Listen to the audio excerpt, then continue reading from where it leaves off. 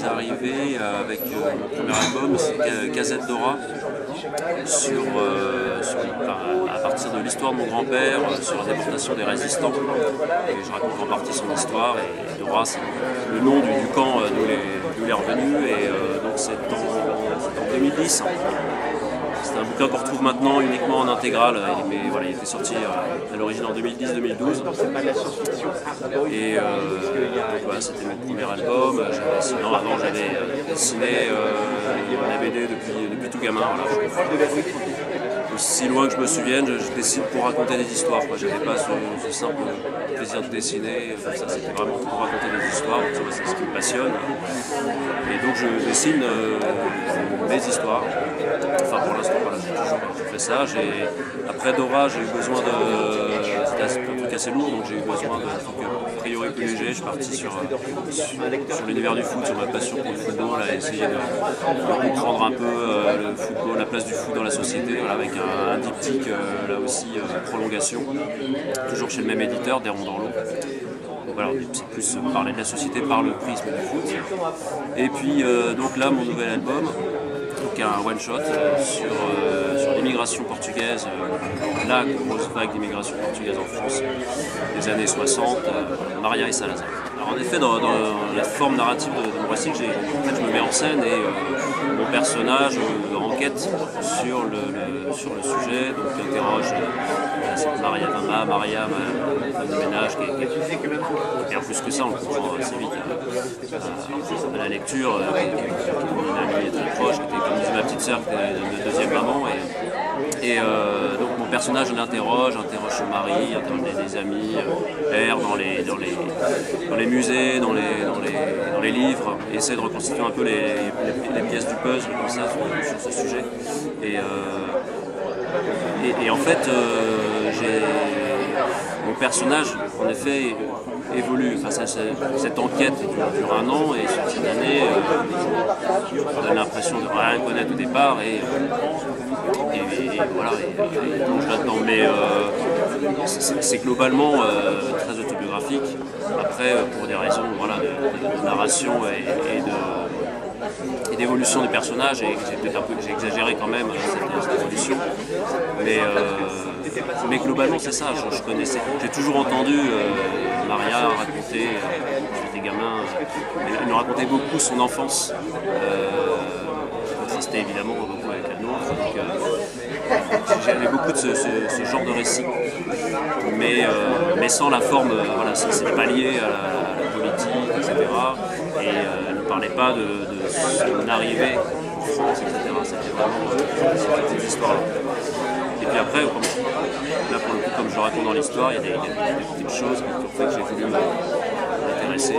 Enfin, la petite chose en question, le déclenchement, mon déclencheur, c'est que c'est la vente de la maison de mes parents. Et donc potentiellement, j'allais beaucoup moins la voir. Heureusement, on arrive encore à se voir, et donc ça a déclenché, oui, avec une de lecture aussi, au même moment, ça a déclenché cette envie de... Plutôt, j'ai réalisé que je connaissais très peu son parcours, et voilà, j'ai là-dedans. Et j'ai assez vite eu envie l'idée d'en faire une bande dessinée. Alors je ne savais pas encore sous quelle forme, mais elle a tout de suite joué le jeu, et elle a tout de suite...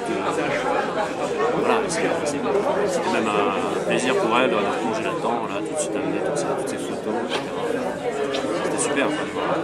Alors, je lui ai envoyé seulement la semaine dernière, parce qu'elle est au Portugal, elle est finalement au Portugal, et éviter les flammes, parce que malheureusement elle est dans les zones là où il y a pas mal d'incendies. Donc elle n'a pas encore lu. Elle n'a pas encore lu. Je sais qu'elle a reçu, elle m'a envoyé plein de remerciements. Par contre, ses enfants, ses deux enfants et ses petits-enfants ont lu. Et là, j'ai des chaleureux remerciements, notamment le plus grand Carlos, qui se voit dans l'album gamin, et pour lui, forcément c'est personnel, et il y a plein de souvenirs qui rejaillissaient. Et plus globalement, j'ai des très bons retours de la communauté portugaise. En fait, il y avait une grosse attente, quoi. C'est un sujet qui n'a pas été abordé en bande dessinée. Et à peine, si on élargit au médias populaire, quoi. Le cinéma, ça ne marche pas, quoi. Il y a eu une comédie à laquelle je jouais il y a 3 ans, qui a d'ailleurs cartonné. Mais c'est tout, quoi. D'ailleurs, en France, quand je me suis plongé là-dedans, on connaît très mal le Portugal, très mal Salazar. Parmi les grands dictateurs de cette époque, on connaît Hitler, Mussolini, Franco. Mais Salazar, on ne connaît pas, c'est paradoxal, quoi. Voilà, l'immense communauté portugaise en France.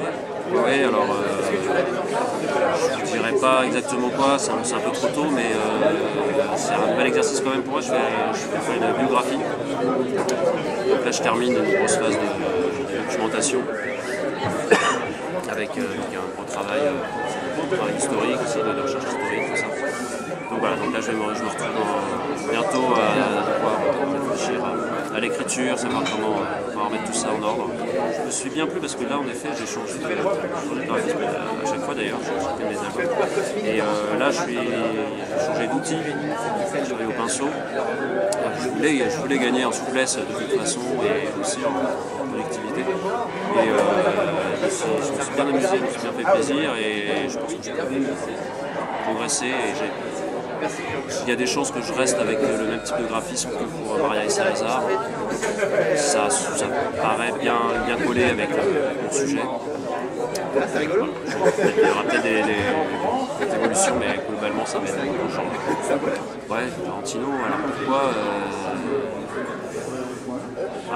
de manière générale, j'aime beaucoup sa manière de déstructurer les histoires, mais évidemment pas sans raison.